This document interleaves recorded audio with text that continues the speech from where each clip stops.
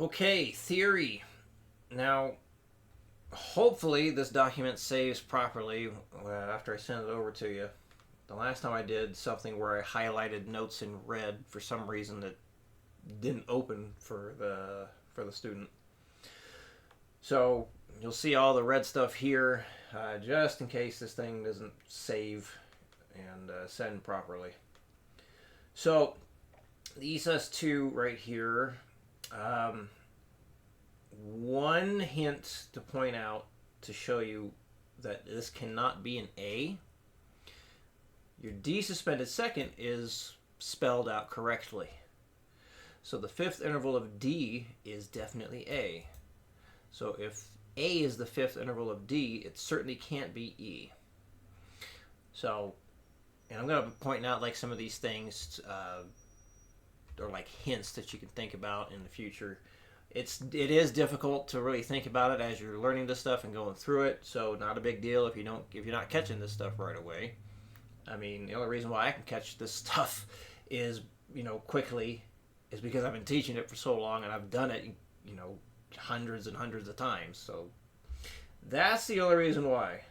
You really want to get good at memorizing this stuff? Yeah, just teach it. Teach it to people, and then you'll have to go through it a lot. Okay. So most of these notes that are named incorrectly, a lot of times it's because, like, let's say you ended up on the correct fret, but you didn't use the right name. So one thing to keep in mind. So we're using the notes, or we're using stuff that comes from a major scale, right? So we have those 7 notes that make the major scale. Each one of those notes needs to be accounted for, even if we're not using it. So what I mean by that is, so we got the B is a root note right here. So I don't want all that highlighted. Hang on. It did not turn off. Why did that not turn off? What am I doing wrong? No fill. There we go. Okay. So think of it this way. So you're gonna go B, starting off with a B for the root note, and then we got to think of it like, well, what's that B major scale?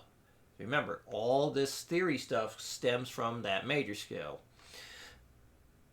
So when we go up to the second note, we go up a whole step, and that would give us C sharp. And let's see, make this easy to read. Maybe do something like that. Okay. So a whole step. So remember, from the B or any root note, we go up a whole step, half step, whole step, half step. That gives us the major scale. The major scale formula. So B to C sharp, and then C sharp up a whole step is D sharp.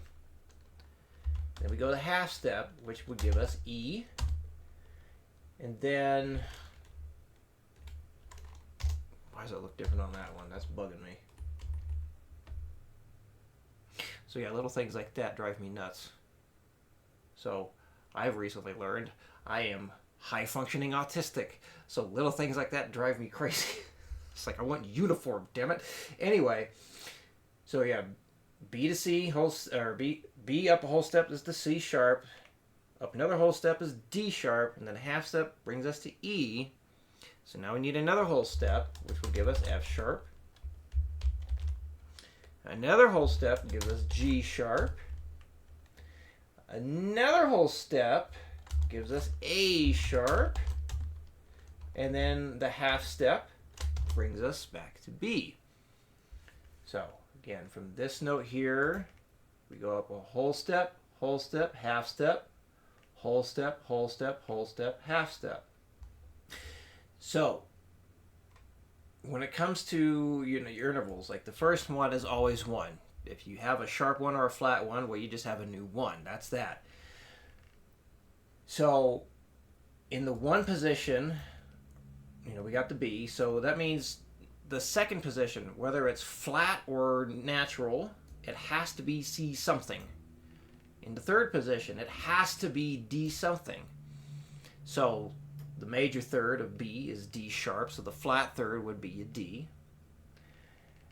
And then, so what we need here is to establish, well, what's that 5? What's the 5? So if we count up 1, 2, 3, 4, 5, it's F sharp. F sharp is the fifth interval of B, not G flat. So enharmonic, in case you haven't heard that word before, enharmonic.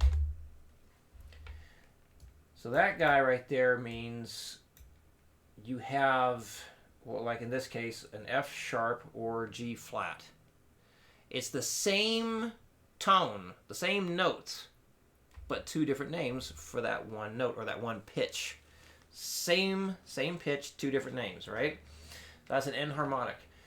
So just following the theory rules that were set before us, who knows how long ago. Just making sure all the 7 note names are accounted for, regardless of sharps or flats. Counting up B, C, D, E, F something.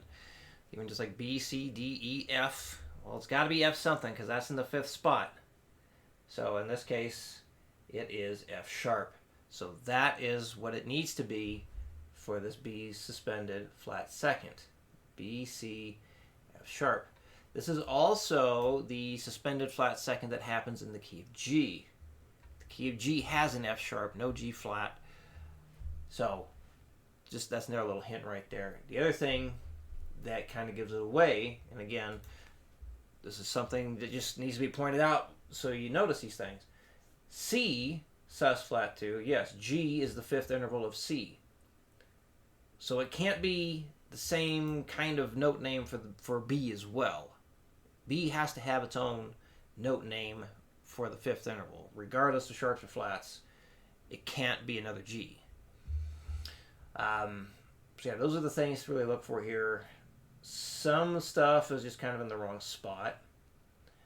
There's a couple notes were just incorrectly named, but for the most part, it was kind of stuff like that where it was the correct note sound, but just not the right name for it. So yeah, not too much to correct. Most of it is done well. So I think that covers it all. So once you get these things updated, just go ahead and send it over. Hopefully the red highlight stays there this time. And yeah, so those are the things to focus on. The big etude, and just correct this stuff and then send over what you got and I'll let you know how it looks. All right, any questions, let me know. I will see you again in your next video.